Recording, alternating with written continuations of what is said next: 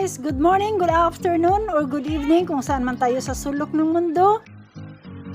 And ngayong araw na to meron akong panibagong ipapakita sa inyo na kung paano magripat ng ating red rose na sign of love.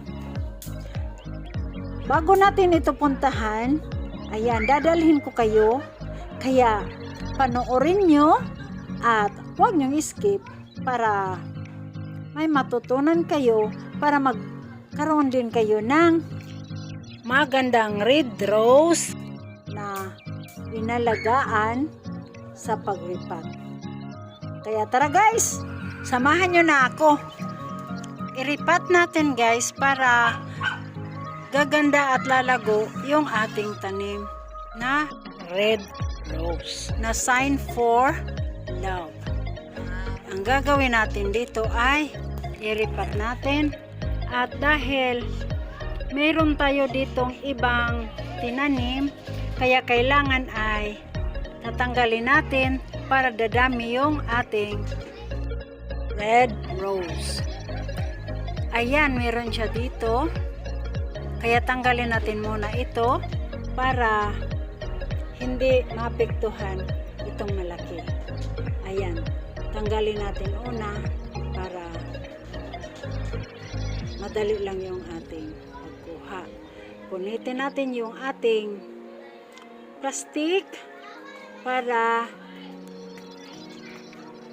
hindi tayo mahirapan sa pagtanggal ng ating baby plant or baby red rose.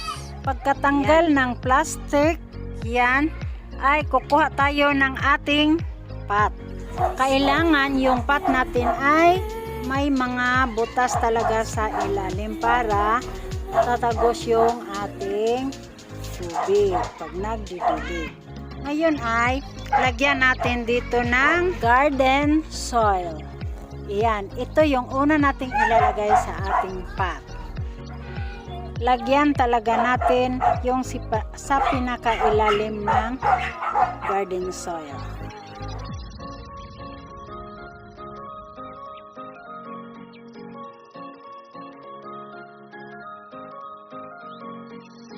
Ayan, pagkatapos na nasa ilalim ay ang garden soil, ay lalagyan natin nito. Ito ay yung kukupit.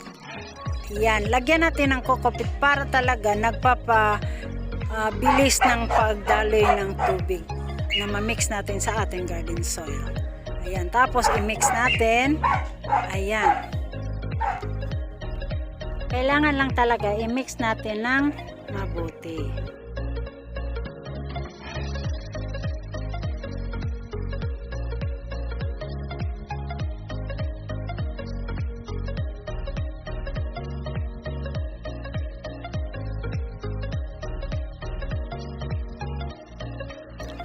Pagkatapos malagyan ng kokopet at na-mix natin, lagyan na naman natin ng garden soil ulit.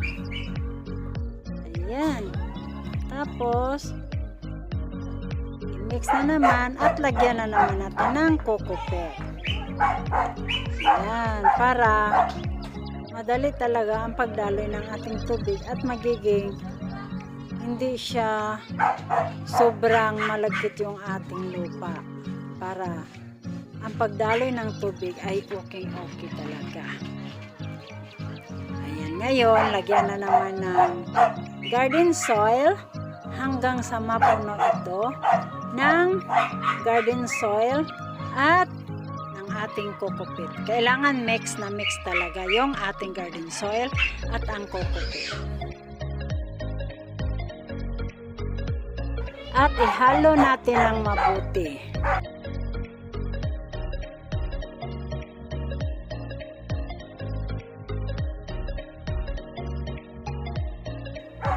Ayan, garden soil na naman ulit. Ayan. At pagkatapos ng garden soil, lagyan na naman natin ng kokopit hanggang sa ito ay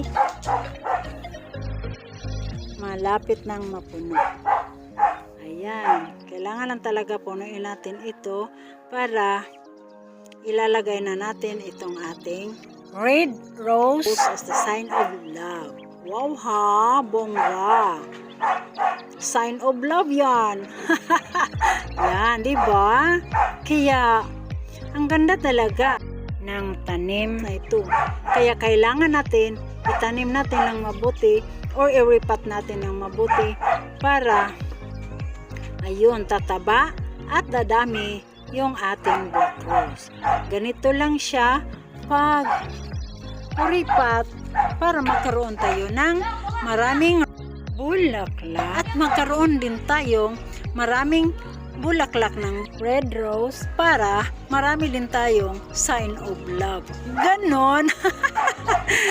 Yan, ganyan.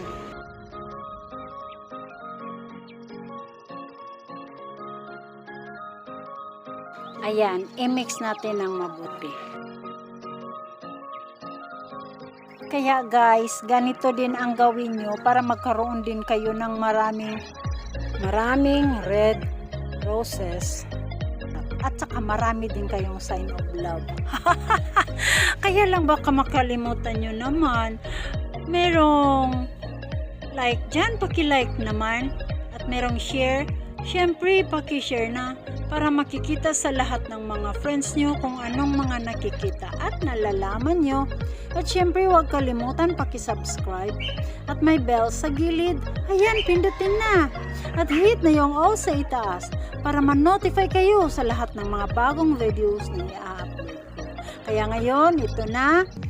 Tapos na. Puno na kaya. Dito natin ilalagay. Parehong may butas sa ilalim para tatagos yung tubig agad. Ayan. Tapos yung na-mix natin na soil at saka coco peat ay ilalagay natin dyan para sa pagripat natin. Ayan. Ayan. Lagyan natin ng na-mix natin na coco peat at garden soil. Ngayon tanggalin na natin yung ating red rose baby. Ayan. Ayan siya. Kaya ganyan lang, dahan-dahan para matanggal talaga yung kanyang mga ugat. Ayan o. O diba? Ayan, ganyan lang. At dahan-dahan. Dahan-dahan lang. Kasi ganyan lang naman talaga. Dahan-dahanin para hindi ma-stress yung ating tanim. Gaya din natin. Para hindi tayo ma-stress, kailangan ang pagkilos natin ay dahan-dahan. Ganun lang yun. Diba, guys? Ayan, ganon. Hanggang sa mapuno natin yung ating pot na ating ireripat. Ayan, ganyan guys ha. Kailangan sundin nyo. Ayan. Lagyan natin hanggang mapuno yung ating pot.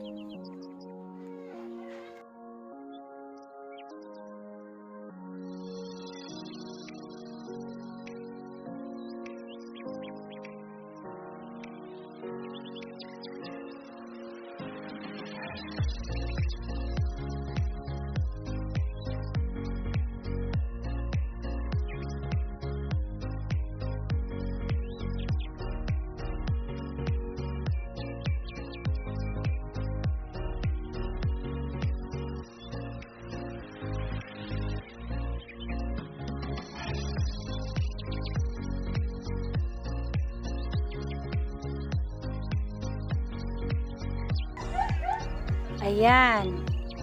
So, puno na siya. Pero, pinag-iingatan ko para hindi ma-stress yung ating ireripat. Ganyan lang siya. Tapos dito ko ilalagay para yung isa naman ay ireripat ko. Kailangan ingatan din natin ang pagripat ng malaking pinagkukunan ng ating baby red rose kasi kahit na may malaki na siya pero mas stress din siya kasi yung ugat niya nagalaw nang kinuha na natin yung baby plant. Kaya Kaya ngayon ay ingatan din natin.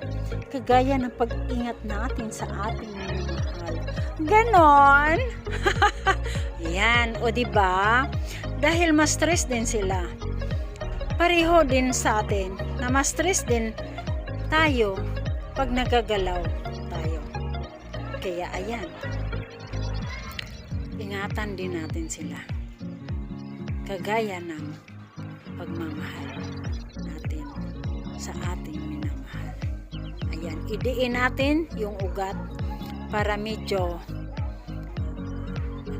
kakapit siya sa soil na ating nilalagay. Ngayon ay, ayan, ready na siya at nairipat na natin.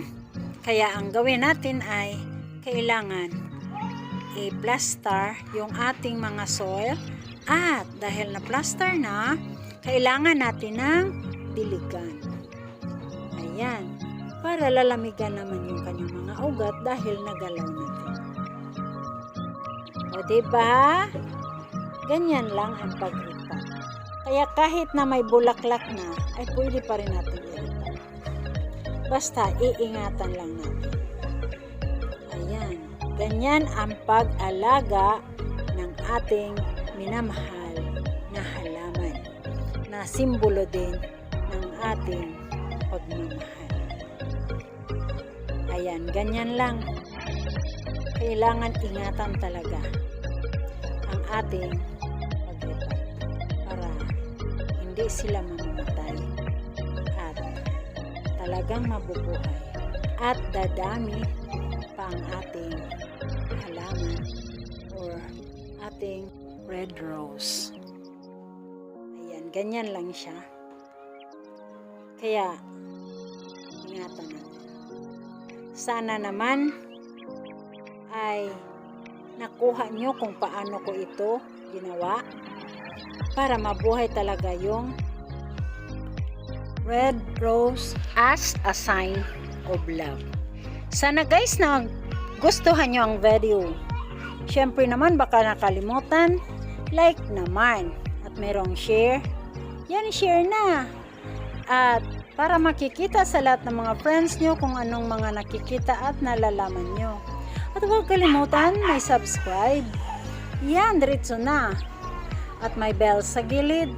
Yan, pindutin na. Hit na yung all sa itaas para ma-notify kayo sa lahat ng mga bagong videos na i-upload ko.